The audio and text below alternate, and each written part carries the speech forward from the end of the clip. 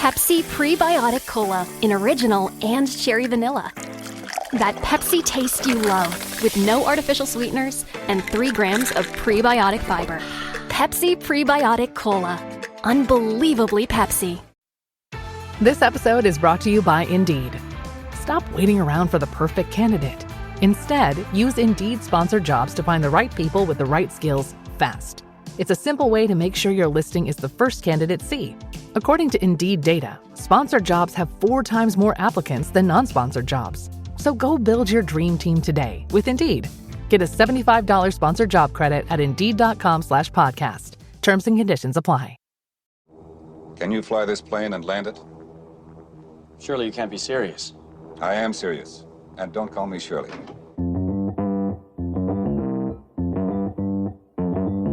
Live from the YouTube machine, it's the Stacking Benjamin Show.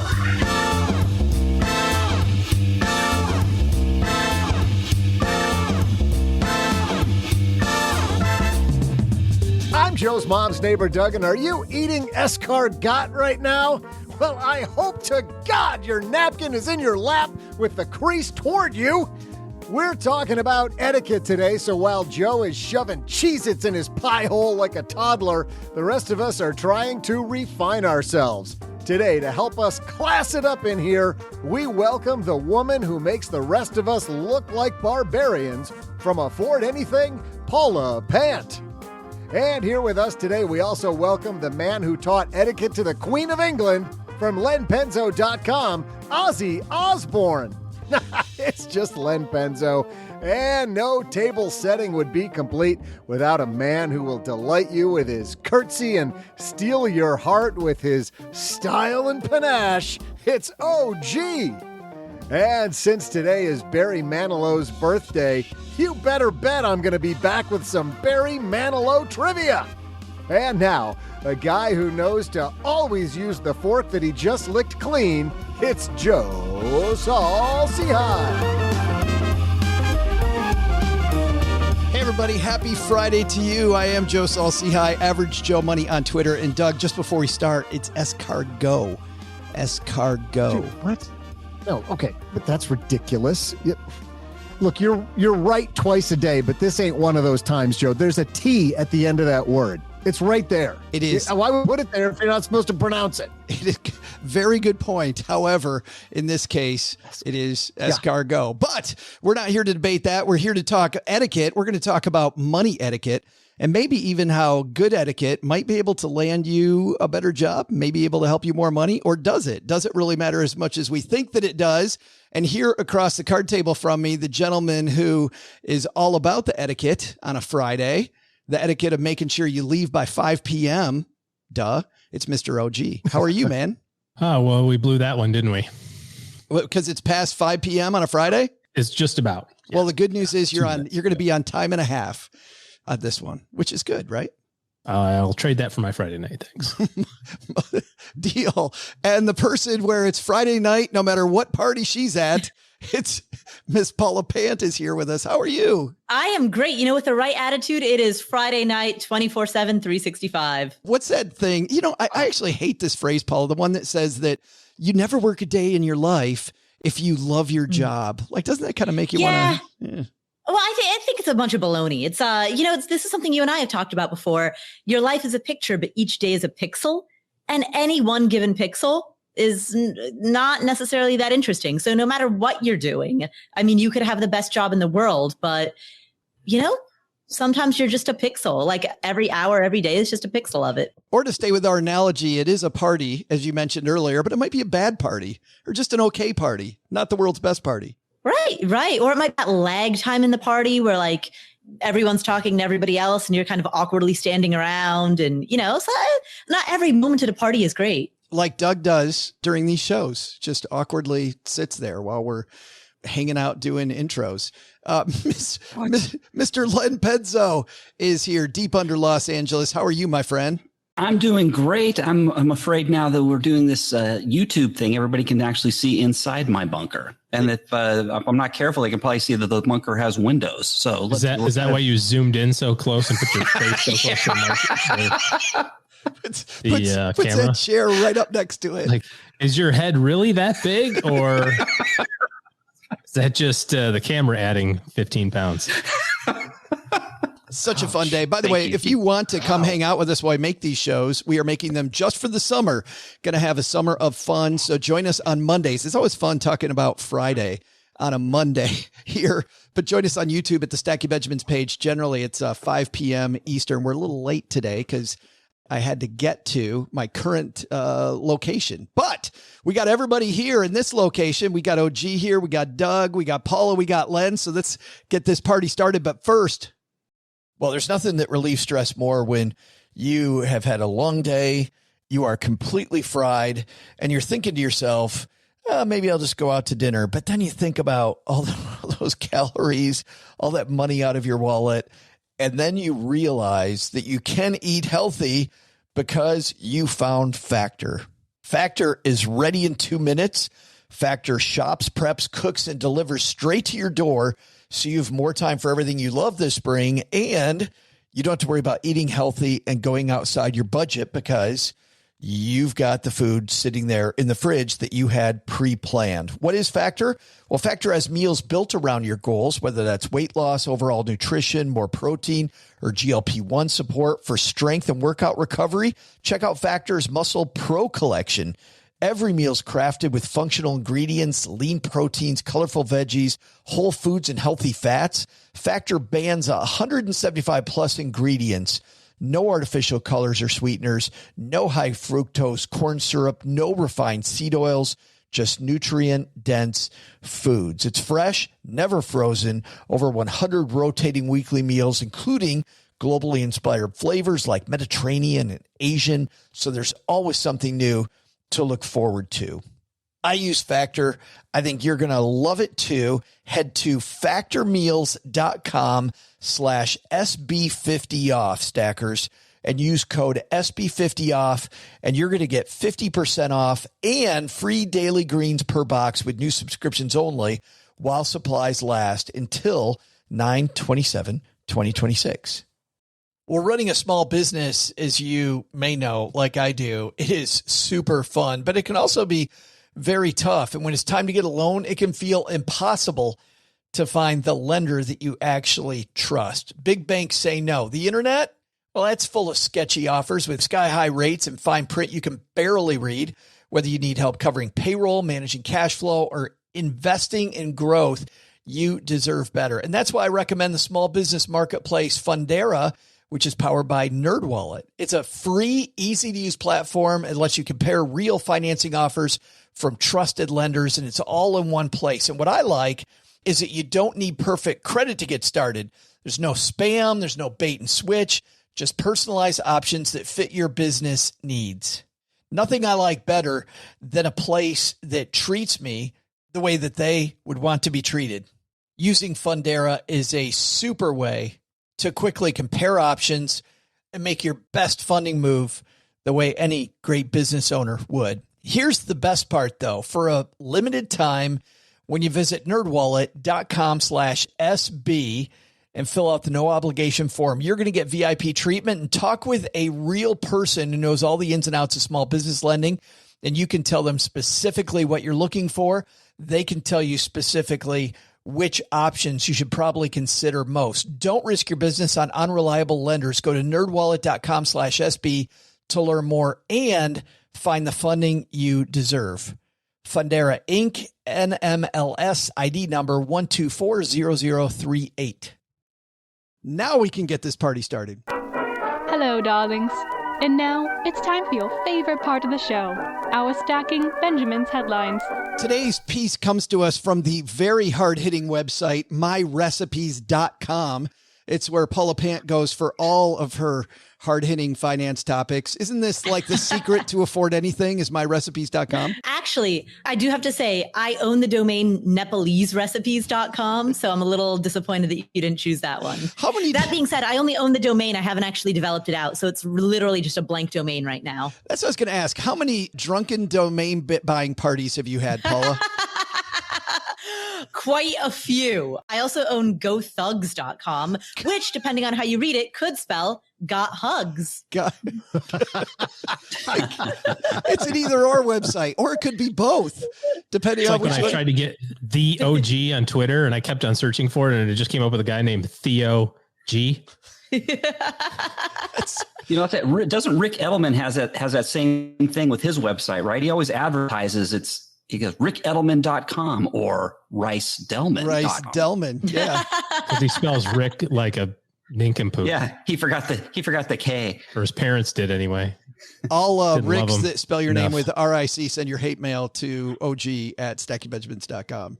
Hey, Paula, you haven't taken Paula, you haven't taken the persistent Nepalese itch yet, have you? Oh, I have not. No, Okay. that one is still up for grabs. I was going to say all people who also use the word nincompoop on a regular basis, send your mail. Oh, it's on. This is family friendly. That was the PG version. I can kick it up a notch if y'all want. Nincompoop, those knuckleheads. I don't know if you guys mind or not, but we're going to get to the piece because it's called 11. Can't wait. 11.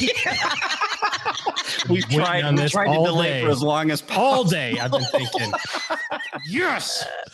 11 fine dining etiquette rules you've probably broken your whole life. And it was interesting when I'm flipping around and I'm looking for things to talk about and I saw this piece, I thought, of course, what are these rules? What are the etiquette rules that I've never seen that maybe I have broken? And Len, we'll start with you. I don't know. You were going through these. Did you know any of these existed? I think I knew of 11. I think I knew of 3 of them. That's actually more, I think, than I knew. The only one I was kind of aware of was the flip the oyster over when you were done with it. But that's about it. I did not even know that one. Paula, did you know that one? I did not know that one. And just to give people an idea of what these are, because we're not going to spend a lot of time on it, but number 1, never lift your menu off the table. OG, have you heard that one?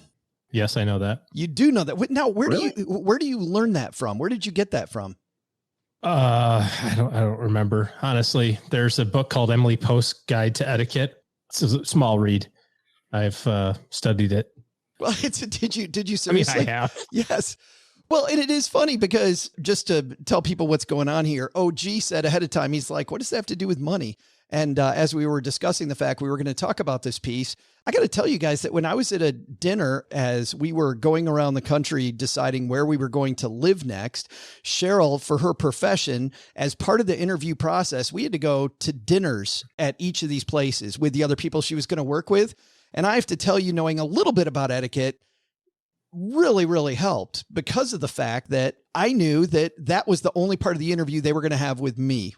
They were putting us with these other people she was going to work with to see exactly if she was a fit. So I'm wondering, Paula, if knowing something about etiquette actually can make you a bunch more money, like it might have at least saved a job for my spouse.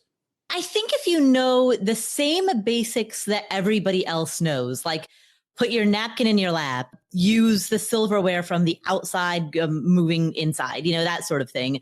Sure. Like if they're the standard basics that most people know, then you'll be most likely judged on it because that's what everybody else is doing. And so really what you're being judged on is your ability to mirror the subtleties of what your fellow peers at the table are doing. But if it's something really obscure, then nobody else is going to know it. And so I don't see how that could necessarily help you. The menu thing, for example, it would never occur to me that a person was being polite if they refused to, or if they declined to pull their menu off the table. Yeah, some of these other ones place discards on the upper left part of your plate, things you're not going to eat. Keep your bread on the plate at all times unless you're delivering it to your mouth. Fold your napkin with a crease toward you before putting it in your lap. Doug, you're all about that one. I already covered that one earlier. Yeah. No need to repeat that. So you don't fling your whatever you have in your napkin all over yourself. All over. Right. So once again, OG with the win here. OG, when it comes to etiquette, Paula's talking about table etiquette. What about, I think there's also some etiquette in conversations though, isn't there? Kind of a back and forth. Oh, that's a very... You're asking the wrong guy about like that repartee. Well, I was just going to add to what Paula said. I think at some point you've got like the base level of stuff, right? Don't slurp your soup or whatever, or take a, yeah. Nice. Just for the sound effect. Yeah. Don't do that. Microphone etiquette. Just what we need. Yeah. Right. Don't do that. Brah, that sort of thing. But isn't there sometimes where kind of like attracts like a little bit, right? Where, if you notice somebody that has, let's say maybe for example, you have a nice, you love nice jewelry or you have a nice watch or something like that, and somebody else is wearing a nice watch, wouldn't you also kind of sort of notice that maybe and say like, oh, I noticed that you have the, thing. And if you're using your example, Joe, about going out for a job interview or kind of that next level job interview, I mean, you're not going to necessarily say, well, now remember, don't lift your menu. But if you are aware of that and you see that the other person also is aware of that, wouldn't you be like, okay, they pay attention to details? Yeah, and the only way you're going to be aware of that is if you know those things. Len, for your job, working for the man, I mean, how much have you had to study etiquette or pay attention to etiquette working, when you've had to talk in front of generals in a pair of jeans, right? That is true. Yes, that's a true story. Yes. Is this in terms of conversation or any etiquette I'm just talking about any etiquette, which is like, don't show up to talk to a general in a pair of jeans. I mean, you knew that one ahead of time. So it actually made it so that you were able to kind of laugh it off because you knew just how bad that was going to be. And I think you mentioned before when you told the story, it actually went well, partly because you were able to deflect. Yeah, it did go well. And the first thing I did was I addressed the problem. And what Joe was referring to is this was actually a time I was supposed to meet you, Joe, out in Texarkana, if you remember. That's right. I was flying into Shreveport on a business trip, and my luggage, I made it, but my luggage didn't. And so, and I had a meeting at that time, right after I got off the plane. And unfortunately, not right after, but several hours after, but the luggage never made it. And I was stuck having to brief in what I flew in, which I never did again. I always made sure if I was briefing on the day I was traveling, I'd wear my suit traveling. But yes, it deflected because I addressed the issue and it lightened the load and it took a lot of pressure off right out of the gate. Well, that's what I was going to ask, Len. We'll stick with you. If you're not sure what the etiquette is in a situation, how do you handle that? I think you'd be honest about it, and you might want to put it on yourself and just say, hey, I'm the heathen here that's not very refined. I'm not sure what the etiquette is here, so I'll do my best. And if I make any faux pas, please excuse any faux pas I make. They're not intentional, and I apologize in advance. It's like, Paula, you're big with the royal family. How many things do you see are those articles of like people who are like, oh my gosh, can you believe that so and who's it decided to shake the hand of this person? Or there's a big thing with Tom Cruise. They did one of the Top Gun premieres in London, and Kate, whatever her title is, was there, Middleton. And he like put his hand out to like help her up the stairs like a normal person would be. And she tolerated it for like 2 steps. And then like she did all this fancy stuff to like basically go, no, bro, you can't touch me. Right. It's the rules. Right. I'm sure he didn't do it on purpose. Yeah, exactly. There's all that specialized etiquette related to the royals, like never turn your back on the queen or all of those. We did. Use the word. Use the word lavatory instead of. So we said. Always turn your back on the queen and king. Throw your tea in the river. Yes. Sea, by the way, but I think there is. Maybe it was the river. I think there is some other ways to handle that too. OG, how about you? Like how to deal with the fact that you don't know what the rules are? Yeah. I'm with Len. I think the quicker that you go, I don't know what to do here. Or if there's somebody that you can kind of lean on real quick, I don't know what I'm supposed to say, or I don't know what I'm supposed to do in this situation. Give me the crash course, or at least tell me the top 3 things not to do. So I don't totally put my foot in my mouth. I mean, we've all done it. Certainly unintentionally, I'm sure. Doug? Well, there was a time when I used to, take folks out to lunch, especially when I was hiring for my leadership team. I would always make sure I took them out to eat, because when you have people in that setting versus a typical interview setting, they tend to let their guard down a little bit. It's more social. It gives you something to do besides just focus on the typical interview scenario. And you see a different side of that person. And I was always looking for how they handled themselves in that situation. And I hate to say it, but if I saw elbows on the table, if I saw mouth, chewing with, I should say, if they were chewing with their mouth open, or any of those kinds of more typical easy to spot faux pas, I had to judge him on that. But when I had people, and this is all linking back to what OG and Len were talking about as far as what do you do when you don't know? There were a few times I can think of when people would say, I'm not sure what to do in this situation. And when they said that with very little confidence and they sounded scared and I don't want to make a mistake here, that never worked in their favor, in my opinion. I'm a pretty judgy guy. But when they said, I'm not really sure what to do. Your clothing attire, that you just do whatever. We're going back at me for that. Okay, Doug in the Technicolor Dreamcoat. But go ahead. That's right. That's right. But if they did it with confidence, if they said, look, I'm not really sure what to do in this situation, and I don't mean any offense by this, but I think X, Y, and Z, or they still spoke with confidence and still conducted themselves with confidence, I never counted it against them because they still had that presence. They still had some confidence and they were willing to allow that there may be some sort of rules of the road that they weren't aware of. But it was those times when they were really like, oh, I don't really know. Don't judge me. Like, well, you know what? I'm judging you now. That's really good because I have the same standard as like when I would interview. And if somebody, I would always prefer somebody, if they didn't know an answer, they said they didn't know, because there's nothing worse in business when you're relying on somebody's expertise or you want their opinion. It's much better if they are secure enough in themselves to say they don't know than to pretend they know and give an answer and that comes back to haunt you later. It's always better. I've always told people working under me, if you don't know the answer, you can say, I don't know, and I'll get back to you, but don't pretend you know when you don't know, because that does so much more harm. Which is actually interesting, Len, because in matters of just table manners and etiquette, when I was at the Citadel, we had this short course called The Art of Being a Gentleman when the Citadel was an all-men's school. And we sat down with a local Miss Manners person and went through all this stuff. But at the table and in polite company, if you did not know what to do, the example this woman gave us was, and it served me well for a long time, is if you don't know what to do, follow what Andy Warhol did. And we're all like, what the hell did Andy Warhol do? Andy Warhol would be in these high-end New York restaurants and he would eat salad with his fingers, right? Everybody else is worried about what fork to use. He would just reach in and he's eating it with his fingers. And her point was, if you don't know what to do, just do it with a hell of a lot of confidence. Like if you're going to do it, do it.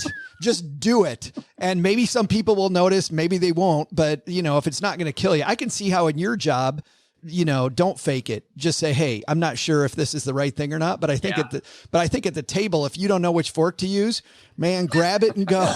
Just grab use it. The spoon. In Len's case, The Borat rule. The Borat. Yeah. But I mean, when I'm choosing what I want to wear, I'm doing that with all kinds of confidence. I'm wearing the orange. I'm just going for it. But in Len's job, you can't fake that. Coming up next, and by the way, is it good etiquette to rip on somebody's clothing while they're live with you in a podcast? I don't know what the etiquette rule is there, but I guess Doug would argue playful banter. Probably not. I believe is the goal here. Coming up next, second half of this conversation, we're going to talk about rules of etiquette with your money. What rules of etiquette exist? Our producer, Brooke, the creator of our 201 newsletter, has a bunch of ideas. I know our contributors have ideas too. What are some of the money etiquette rules that you have? Some that are good, some maybe we want to throw out. We've got that coming up next. But before that, we got this little trivia competition going on all year long. And this is where, if you're new to the Stacking Benjamin show, we pit each of these fine three contributors against each other in a fight to the whatever. I don't know. A fight to the end of the year. Yes. To see who can get the most answers right. It is a fight for the worst trophy ever. Oh, gee, I don't know if you have that trophy close by so people can see it. I don't, but I'm keeping all of the Hershey Kisses that were in it because someone will be in for a surprise eventually. Some year, somebody's going to bite into a Hershey Kiss and realize that was from like 2019. That's not a Hershey Kiss. And the big science experiment going on is, does it matter? Like, we're going to find out whether it does matter if that stuff ages or not. But we've got a score, which Paula Pant, unfortunately, less and less favors you. I know you weren't here last week. Dana sat in for you, but Paula OG got a little bit more caught up. All right. It happens. It happens. There's still many months to go before the year's over. The score is Paula 5.5. OG has 7.5. They tied at 1 earlier in the year. And then Len leading the charge with 9. So OG can pull up into maybe a little closer tie, or Paula can make it a 3-horse race again. Let's see. And Doug, you've got today's question. Darn right I do, Joe. Hey there, Stackers. I'm Joe's mom's neighbor, Doug. As I mentioned at the top of the show, it's Barry Manilow's birthday, and you know I love Barry Manilow. I can't stop talking about the guy. What? I mean, can a man sing Mandy in the bath after a long, hard day? The man was actually born Barry Allen Pincus, and I'll tell you something you probably don't know. He wrote a ton of great songs. But the one song he didn't actually write was I Write the Songs. I mean, here's what didn't sound quite as good.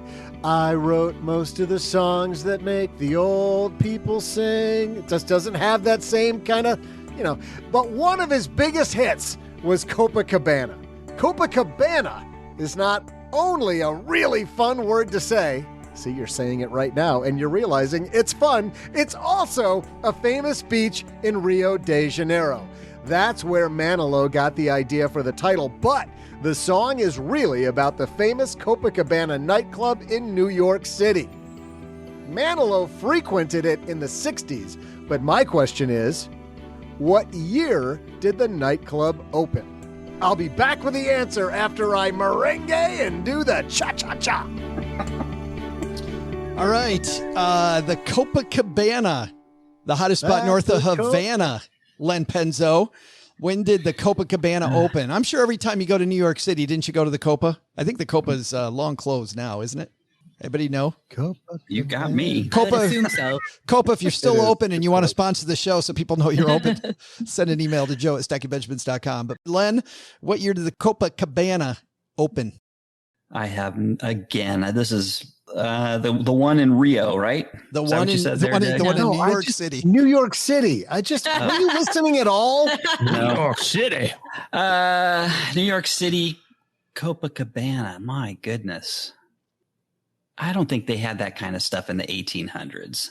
That sounds like something that would open up. I shouldn't give this away because I know this is such a good reasoning why. You guys are going to both Chelsea Brennan me on either side if I give you my reasoning. Well, you probably do it now anyways, no matter what my reasoning is. So keep yapping. Yeah. I think these clubs came up, I think, in the roaring 20s. I think it just makes total sense that something like this would come up in the roaring 20s. So I'm going to pick right dead center, 1925.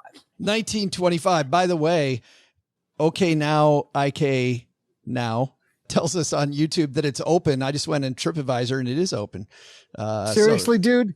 Okay, now I know. As in, okay, now I know how to read. Okay, now apparently I don't know how to read. Wow. Is it good etiquette, Len, to just say you don't know their name? Is that the best? Is that the best etiquette? You're having trouble squinting at your laptop.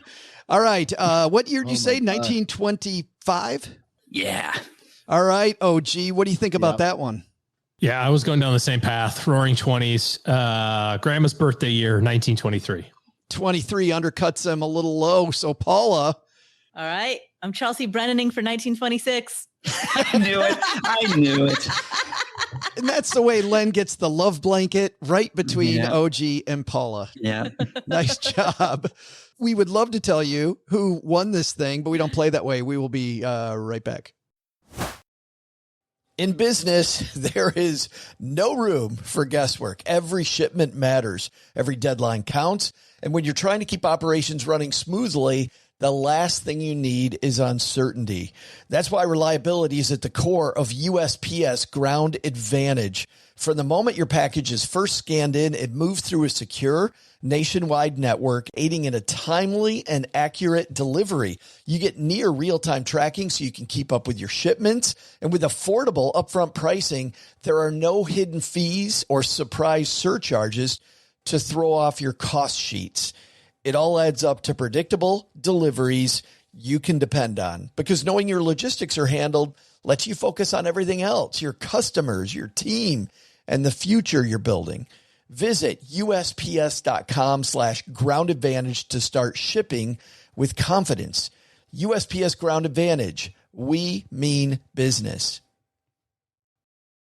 Well, I've had the experience of moving twice in the last 4.5 years, and the home buying experience, not all it's cracked up to be. I love both of the houses that we moved into, but there were so many frustrations that would have been solved had I been using Navy Federal at the time. Navy Federal Credit Union is here to help military members and their families, that's me, tackle home ownership.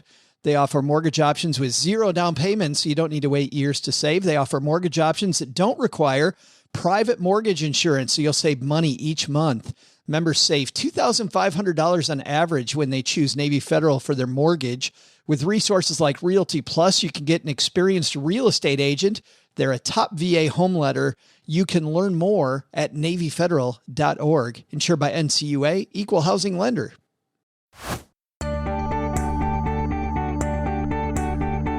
Hey there, stackers. I'm Joe's mom's neighbor, Doug. You know, the Copacabana is an iconic New York nightclub used as a setting in movies like Goodfellas, Raging Bull, and The Irishman. Originally, much like this podcast, it was the shadow business of a mob boss. It went on to host incredible debuts such as the comedy team of Martin and Lewis, as well as The Supremes. So, when did the Copacabana nightclub open? On November 10th, 1940, which means Paula has Chelsea Brennan her way right into the winner's circle. Paula makes sure Fantastic. Keeps it close. Yeah. Keeps it close. Back in the race, and the race tightens as we head into the long, hot dog days of summer. You know, Congratulations, Paula. to be fair, yeah, Thank Paula, you know, she's had a couple other chances to Chelsea Brennan me, and she didn't, and it cost her. So good for you, Paula. Thank you. Thank you. Len, are you telling Paula to be more ruthless? Is that what you're saying? Paula, be more ruthless. No? No, I kind of feel bad for Paula. She was so far behind. So I'm glad she's coming up there. Makes the competition more interesting. It makes this is better radio. Plus, if I was going to get any question right, one about a New York City nightclub, that's fitting, you know? But you didn't know if it was open or not, though. I have no idea. No idea. Now you're going to go. Okay, now I know. Have you had an egg cream yet? Have you had an egg cream? No, I still haven't. I've never had an egg cream. No. Allegedly, that is an alcoholic beverage. I have never had one, though. Have you had one, Len? No. Well, have you had 12? That's right. That's what I was going to say. Paula, just because she doesn't know the name of it doesn't mean she hasn't been there. She may have been there. They're alcoholic, though. I don't think they're alcoholic. They're not at all. They're not even close. What, an egg cream? I've never drank an egg cream, so I don't actually know. Hey, if you guys don't mind, let's roll into the second half of this. It's chocolate. I don't know about you, Paula. I mean, I know you could pour clear alcohol into damn near anything liquid and be cool with it. Yeah, Everclear and egg cream. But traditionally, an egg cream is not boozy. Wait, then why did somebody bring up egg cream when I talked about the Copacabana? I think Len did. New York. I did. It's in New York. Maybe Justin from Germany knows. All right, on to the second half of this discussion. Joe has lost control of the show. We are so fun being live, but also just, it's like herding goldfish, people.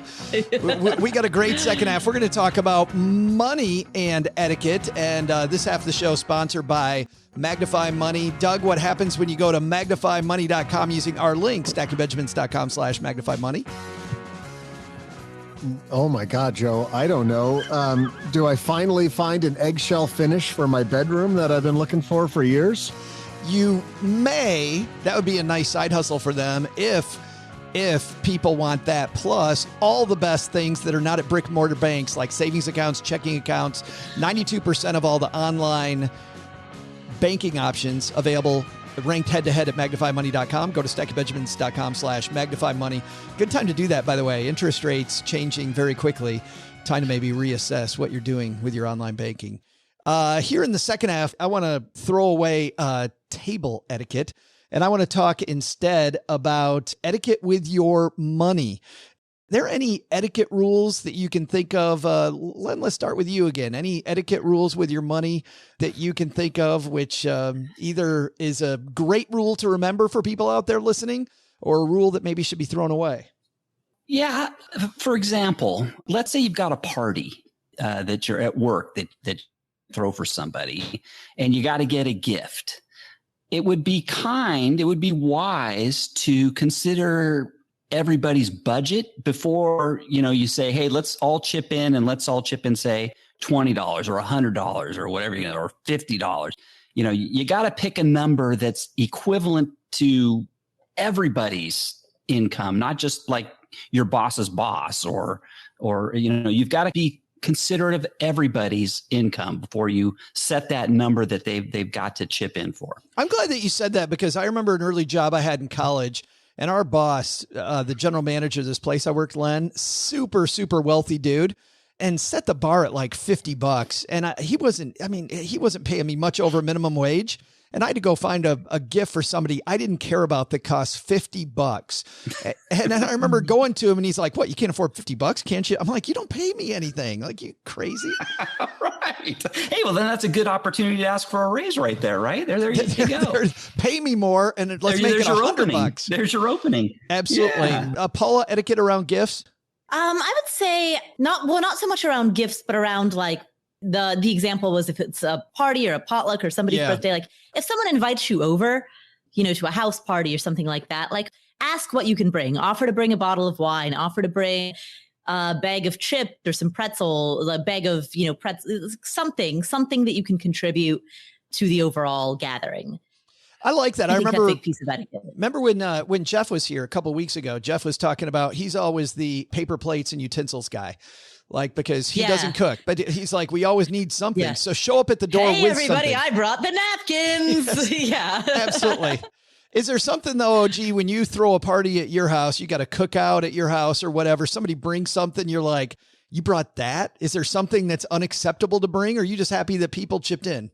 No, I think that if you're going anywhere to anybody's house, you have to walk in with something, especially if it's some sort of party, even if it wasn't asked for, or, frankly, even if they say, no, you don't have to bring anything, always bring a bottle of wine or something.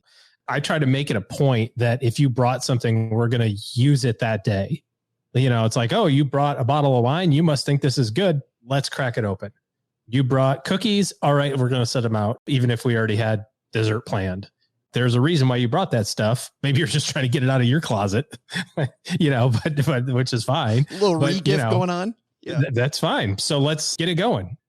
I was thinking when you were talking about the gifts, and being cognizant of everybody else, it reminded me of that movie 4 Christmases. I don't know if anybody else has seen that with, anyway, I can't remember who's in it, but it's really, Vince Vaughn. That's right. And some other people, but he shows up at his like dad's Christmas, and that's obviously the family that's not as well to do. And he gets all his nephew's Xboxes, and they're like, whoa, oh, this is awesome. And the dad, who's his brother, is like, how'd you fit that in a $10 budget? He's like, $10. I didn't know there was, oops, my bad. So he like totally upstaged his nephew's parents basically at Christmas by going, Xboxes all around for everyone, Might pay to read the email ahead of time. Yeah.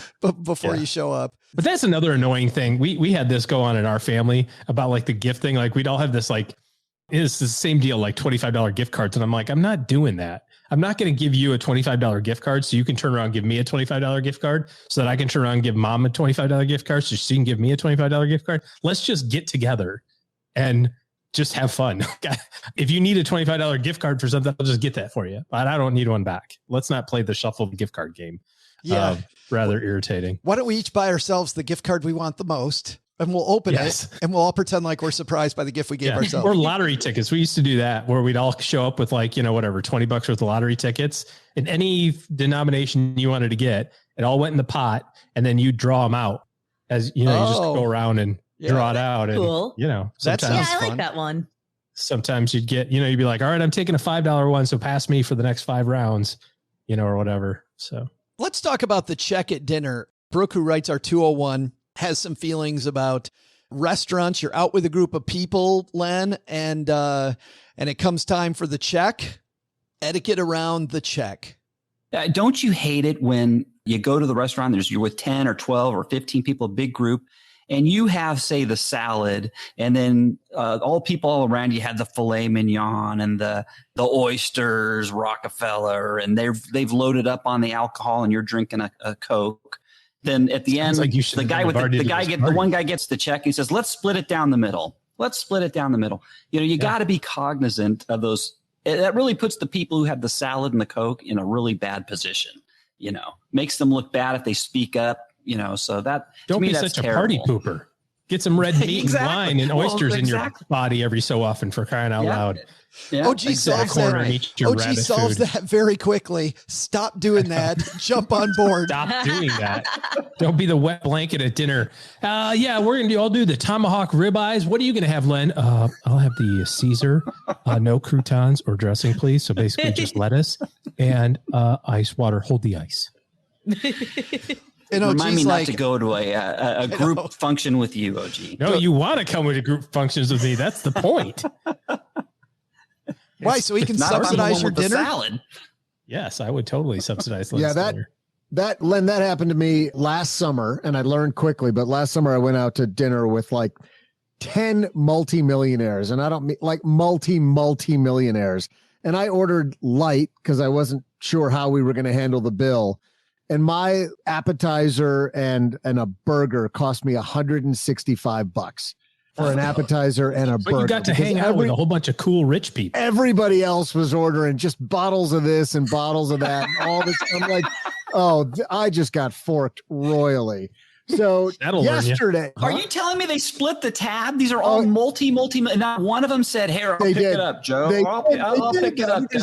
Throwing in their cards. So yesterday, I'm golfing with 3 of those guys. I'm like, I'm not making this mistake again. I ordered huge. I went all in with all of the expensive things, and everybody split the bill. And at least I got my money's worth. I wasn't going to get completely screwed like I did the first time. I thought that this was going to end differently, where they decide at the end to go, all right, everybody throw theirs in, and then whoever the server will pick out which card they're going to use. Credit card roulette. Yes, that would be a Neighbor Doug story, wouldn't it? That's a fun way to play. Paula, anything to add on splitting the check? I gotta say, credit card roulette is a fun game, but make sure it's a that scary if you are game. gonna play it, it's a fun game. But I will say, make sure that everyone knows the rules ahead of time, because it did happen once that my friends and I played a game of credit card roulette, and we were with this new person who had like never hung out with us before, and he didn't really understand the rules, and then he ended up being the loser, and he was a sore loser. It became like a problem. So eventually score was 72. Eventually somebody like just stepped in and was like, you know what, screw it, I'll pay. Because this guy was like very upset when he lost. It's like a character test. Yeah, exactly. Like, do you want to hang out? Are you the type of person that can like take one every so often, for the team? You can be one of the cool kids club here. Right, exactly. And we never invited him to come hang out again. Loser. Probably had salad for dinner too. I think he ordered about what the rest of us did. He didn't pull a Len. Yeah. Len's like, I'm just sitting right here. I'm just sitting here. Well, you know what? If you knew me, I'm not the guy who just goes to a restaurant and eats a salad. I am the tomahawk steak guy. That's definitely my boy Blue. I was trying to be empathetic to the salad eaters out there. But Brooke says something on the other side here. She says, don't assume somebody who's flashy with their money is going to pick up the tab whenever you go out. Just because they try to flaunt it doesn't mean they actually have it. If you know somebody is willing, Paula, to pick up the tab every time you go out, do you let them do it? Good etiquette to say, you know what, let's split this every time? Yeah, I mean, I think if you value the relationship, then you take turns. You're like, hey, you got it last time. Let me pick it up this time. OG's got a big smile on his face. This is just such a fun game that I play because you can set this up on people. They're like, now I got it. Now I got it. Now I got it. And then you do the whole like, you guys want to split this or what? Just watch this sheer terror. It's a long con, but damn, it's fun. So wait a minute. You pick it up you pick it up 4 times in a row for Steak Brother. Then he's sure you're paying and you rip the rug out from under him. Yeah. 100%. When he's all in, pigging out on your dime. So that's going to cost you like what, $2-3 grand? Is it worth it? Is the payout worth it to watch their face go white? 100%. Yeah, 100%. I think there's another one here that I want to talk about just briefly, which is don't judge a book by its cover. And I think we'll set it up with a little movie clip. You guys might have heard this before. Come on, man. Roy Orbison. No, thank you. Hi. Hello. Do you remember me? No, I'm sorry. I was in here yesterday. You wouldn't wait on me? Oh. You work on commission, right? Yes. Big mistake. Big. Huge. I have to go shopping now. And then Cindy Crawford walks out with all these bags and bags and bags of clothing. Judging a book by their cover, I mean, I can't tell you, Paula, how many times I've been in meetings where either somebody thinks that there's a person at the end of the table who's the very important person in the room and all they want to do is talk to that person, or they think that you're the important person and really the person sitting next to you might be like this ladder climby thing. Judging the book by its cover can get you into big trouble. Right. Exactly. Well, and not just that, I think it's like the character that it reveals underneath, a character that's a little bit more transactional than relational. What do you do if somebody if you've got a friend who is very, very frugal? And I know, and Brooke writes this, she's like, don't judge somebody because they're super frugal. I mean, I know people where, you'll go out with them sometimes and you'll see people call them cheap and you can tell they get really uncomfortable because maybe it's not that they're cheap. They just don't value the big expense. I have a friend who's like this. And I think the biggest distinction is so this particular friend, he owns it. He is cheap AF and he is proud of it and he owns it and he advertises it and he lets you know. And so he harbors no illusions, nor does he allow anyone else to harbor illusions. He completely takes pride in the fact that he is that guy. So it's great hanging out with him because you know exactly what you're getting. He's the person who's going to walk into a bar with a flask, and order a Diet Coke and then be pouring from his flask under the table. He's that guy. That's got to be one charming MF right there. There's no way you want to hang out with that guy unless he has just got the best personality on the planet. Well, it's what I respect about him is that he is so unabashedly who he is. Versus people who are frugal, but then they pretend, or cheap, but they pretend not to be. And then they kind of I don't know, well, you're all splitting the bill and they short it by $5. Are you saying the etiquette, Paula, here in this case is really on the person who is frugal to know yourself and lean into it? Not on their friends. Don't get mad at your friends that they call you cheap because you're frugal in a situation. Yeah, I'd say if you can't live it down, play it up. If that's the way that you want to interact with money in a social context, then be sure to let everyone know. Lean into it. Lean in strong. A lot of talk lately. I want to end on this one. A lot of talk lately, Len, on sharing salaries, right? And on people having a little bit more transparency about what we all make, because you're seeing X person's making X, somebody else is making Y. Brooke writes here, says, don't go share your salaries, especially when you're drunk. She said she had somebody badgering her who made less money than she made, badger her about how much money she made over and over and over when they were drunk. And she said it just made it really uncomfortable. Where do you come down on sharing how much money you make? Well, I guess it depends. In a work situation, and there's a big disparity between years on the job between myself and a colleague, I will share information. When it's really close and we're almost peers in terms of levels or what have you, I'm a little more leery of doing that because it could cause problems depending on who's making a little more, who's making a little less. But do you think that might actually, it seems like there's almost no stakes in sharing it with somebody who's at a different level than you are. And there's very high stakes if you share it with somebody who's close to you, but it could end up making you a lot more money if you find out they're being paid more than you. Well, yeah, it could. It could. It could also get you, I don't know, it can be bad too. If you have the reasons for making more than somebody else who's a close peer to you, and you find out, then by all means, go to the boss and give proof why you're worth, you're being underpaid. So, it depends how much. Hey, it's Pandora's box, right? Yeah. So you gotta be, if you're going to open Pandora's box, you got to be willing to handle whatever comes out of that box. Could be good, could be bad. So you just got to be careful with that. For things where like my kids and what have you, I've never hidden my salary or what I earn. After I've showed them, every pay raise I've ever got, I have a complete record from the first day I was hired all the way through today, and they can see, how salaries progressed over time in the years that were lean. I got nothing. And, just to kind of give them an idea of, when you have to make a decision to jump. Because during those lean years, I had to jump companies, to make up for the lean years. So it's good information. It's very valuable. But if you're going to share with people at work, you got to be careful. You got to be really careful. Yeah, there can be a lot of whiplash in that situation. Oh, gee, you're shaking your head, or you're nodding your head, rather. Like a bobble.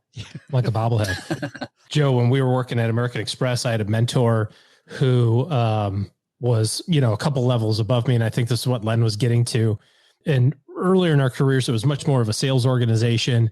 And I think you have it's a different dynamic if it's that, right? If it's a sales organization, you have some flexibility there to kind of, from a motivation standpoint, like, look, this is what you can do.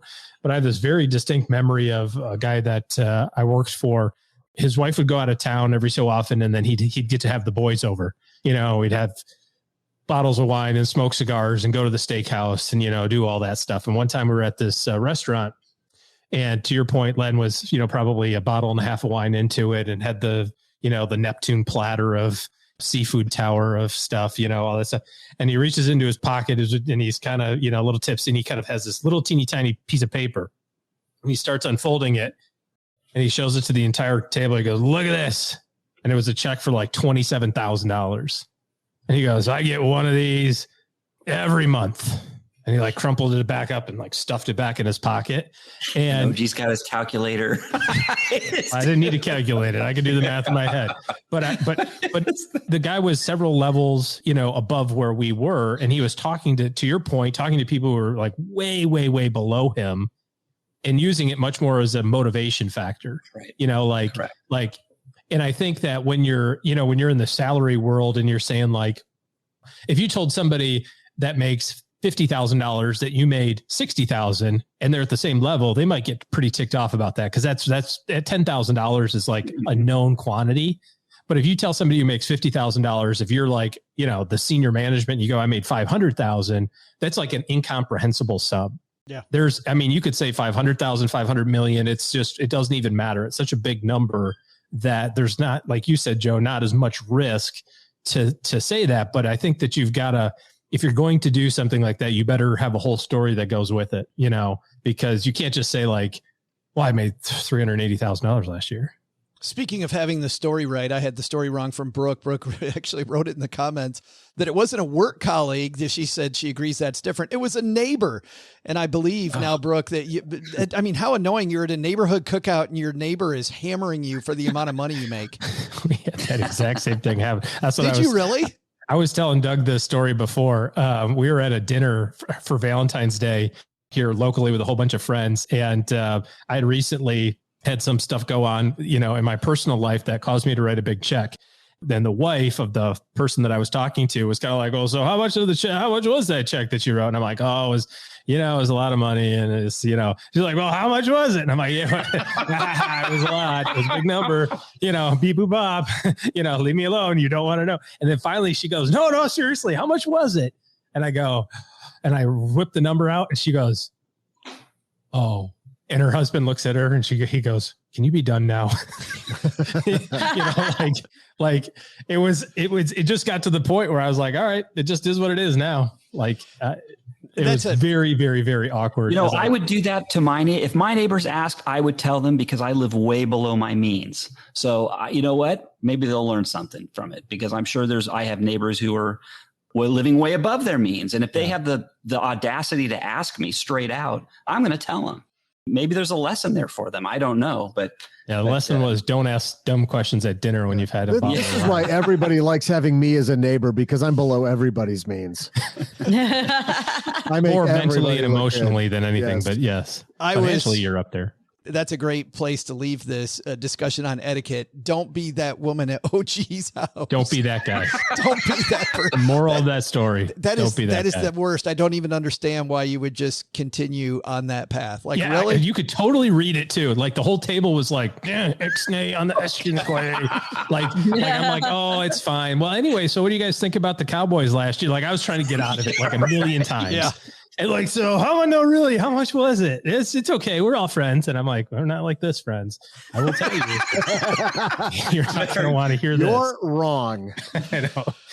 Yes, it was very awkward. So ugly. On that note, it is just, I can't imagine being in that situation, even hearing her go on and on about that. Hey, time for us to find out what all of you are doing, where you work. And why don't we start with you, Mr. OG? Big plans this weekend? I am presently out of town on vacation, celebrating my 20th anniversary, 25 years hanging out with the same gal, and 20 years married, and we are in Florida.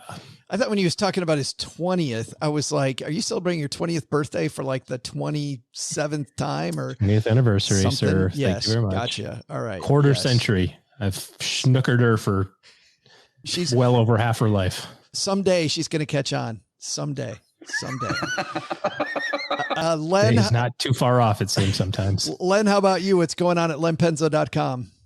Well, now that I'm retired, a whole bunch more. Hold on a second. Oh. What? What? When did you do this? Today. Oh, did you really? Like, as we record this today, you did this? Yes. Wow, you buried the lead here. Unbelievable. On a Monday. That's it. Damn. Well, I couldn't really tie it in with, etiquette. How about how to quit your job? How to walk peace in out. and go, take this job and shove it. No. So anyways, I don't know. What am I doing? I'm working on the blog. Let's see what's going on over there. I don't know. Stop on by lenpenzo.com. Just slow a lot it. of stupid stuff. I don't look at it. Just come on over. Come on over and say hi. I don't know, man. You've had some interesting black coffee discussions lately, which are always a lot of fun at lenpenzo.com. Paula Pant, what's happening at Afford Anything? On the Afford Anything podcast, we have Michael Slepian. He is a professor at Columbia University, and he talks about the secret life of secrets, basically the psychology of secrets. It's a fascinating discussion. I guess sort of maybe ties in a little bit with etiquette. We tie it in a little bit with finance, but the psychology of secrets on the Afford Anything podcast. The psychology of secrets. Maybe, Doug, you need to listen to that one, huh? About keeping a secret? I don't know how to do that, Joe. He's got no idea. No. But in our family, we had this thing called it was the patriarch's family's last name, and it's like the Smith. We'd call it a Smith secret. And it would be like this, the things that'd be like, okay, so nobody knows this, but did you know that Aunt Karen, And it's like, oh yeah, no, I heard that. How did you hear it? It was a secret. Oh, Aunt Donna told me. It's like everybody knew, and it was like you, and then it'd be like, okay, now nobody knows, right? Okay, good. we called it like the Smith family secret or whatever. It was just always like, okay, so here's another one. Did you know about cousin Nate? And nobody knows that everybody knows. Everybody knew that everybody knew, but everybody pretended to not know. Perfect. So that the illusion is maintained. The illusion of secrecy. That's coming up at the Afford Anything podcast, where finer podcasts are listened to. Doug, you got it from here, man. What should we have learned today? Well, Joe, first, there are as many unwritten rules to dictate the use of money as there are written ones. Keep learning and refining your habits, you Philistines. Figure it out.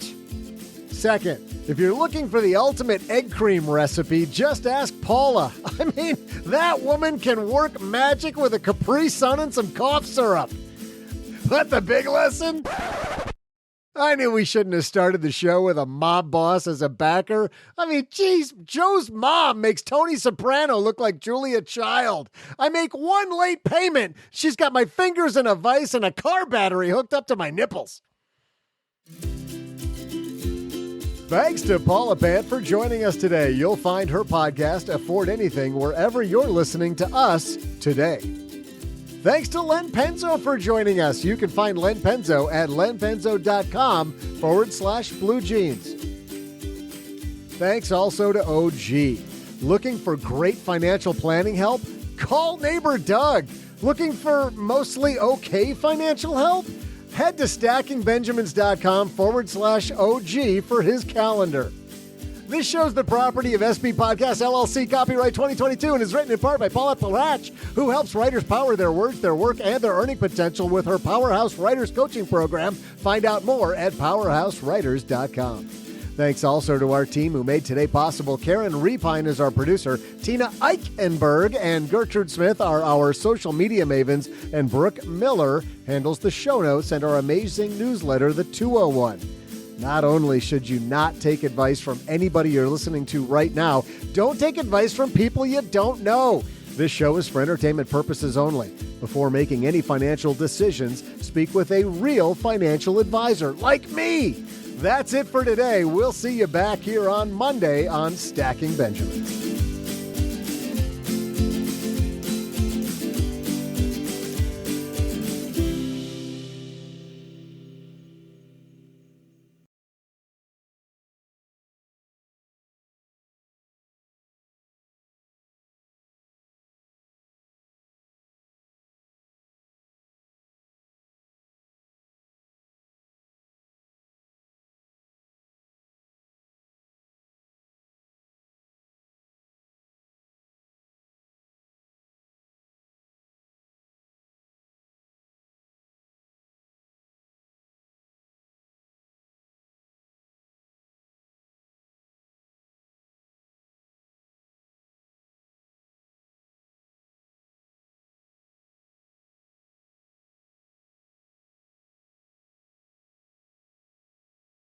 Welcome to the after show. This is the part of the show that doesn't exist. You know, I was going to talk about etiquette, but I think that we have to. Talk about Len Penzo's retirement, don't we?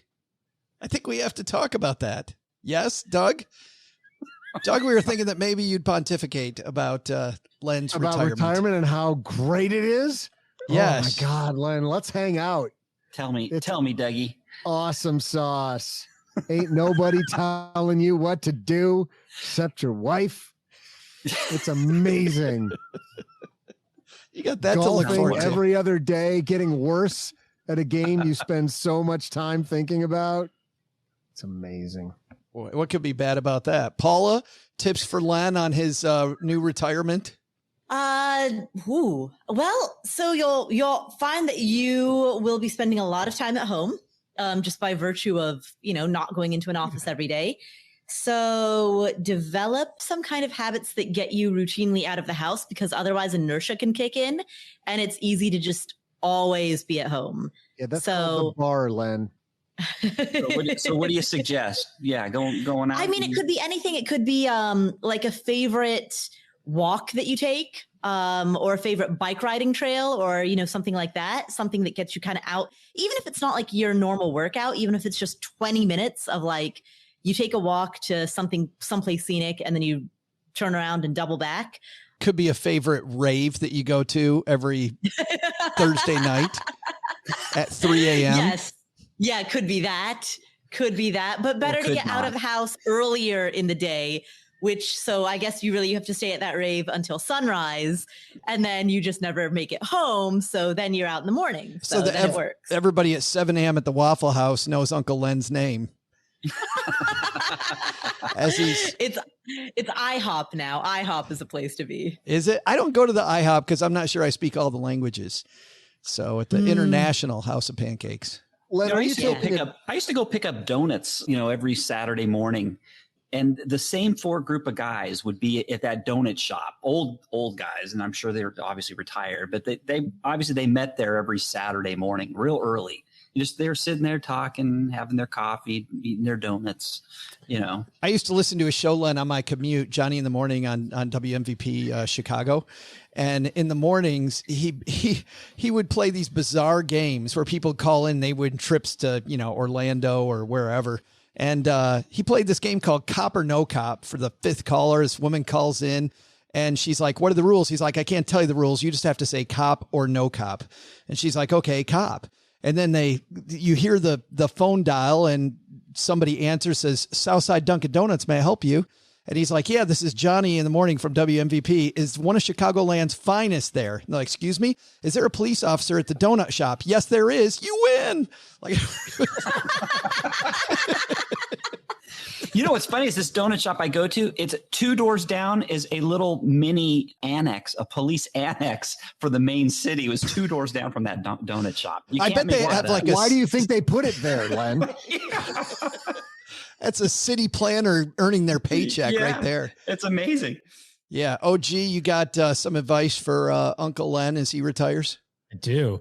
I would say that the biggest thing is you need to make sure that you hang out with people that are substantially younger than you. A lot. Oh, because if you end up with that group of all the retirees at the donut shop, that's when you said that, I was like, oh my gosh, how terrible. You're going to end up, you'll just be old. So if you want to stay young, you have to hang around young people. So go find something to do that young people do. And I mean, like, you're obviously a svelte man of 47 or 48. So I might look in your like mid 30s, go find like a soccer league to join. That's back all to the rave. Back to the rave. He's going back to the rave. Why do you think Paul is here? Yeah, no, I know. I mean, there is some of that, and Joe does that magically. He keeps me around just to keep him young because I give him so much crap all the time that that's exactly. It's like it made my hair go away is what it did. What's the brain thing that you do to like make your brain strong? Oh, there's like the brain thing I do around you is whap it on the desk over and over and over. I know. That's what I'm saying. Like there's just such weird synapses that fire in communicating with me that it creates new neuron connections and neuroplasticity or something. Isn't that what it's called? The concept. Yeah. Neuroplasticity. You're building new neural networks. That's what I do. That's what I do for all you guys. He's a network builder. He's a networker. Yeah. To some extent, Doug. But yeah, Paul is right. You have to be able to get out of the house. I go out to lunch almost every day. And not because it's like healthy or inexpensive or whatever. It's because if I don't, I've sat in the same chair in this same house for a week straight nonstop and not even thought about going outside. And so by going out to lunch, even just Chick-fil-A, it just forces me to go out. This is the peach shake season. That's Chick-fil-A. You can't. Okay, you got it. Okay. Then number 2 then would be to take care of your body. And peach shakes are not on the list. Wait a minute. 12 grilled nuggets twice. You can have 24 grilled nuggets. That's what you can have every time you go to Chick-fil-A. That's it. No mac and cheese. And then I think the last rule here is if you're going to get the salad, make sure you're not with other people and split the check. I think that's where we end it. Yes. Bam. I feel like there's more we can talk about because Doug really has to go to the bathroom. I just so badly want to drag this on. I was trying to come up with more stuff. I'm in so much pain right now. Do what the truckers do and just have the 1 gallon bucket right there. The milk carton. The 1 gallon wouldn't hold it all. Doug gets Doug all of a sudden gets like when my kids were a year and a half old and they had diapers on, Doug gets like a faraway look in his eye all of a sudden. And it's better. Yes. You know exactly what's going on. He's like sweating urine right now. Oh, it's my like God, it hurts so much. Filled all the way up. Teeth are floating. You're like can't even concentrate. It's gonna hurt so bad. Oh, wasn't one of the etiquette rules to say never say you got to go to the bathroom? Yeah, there you go. All right, guys. We'll see y'all next time. Bye. All right. See you. Bye. Bye.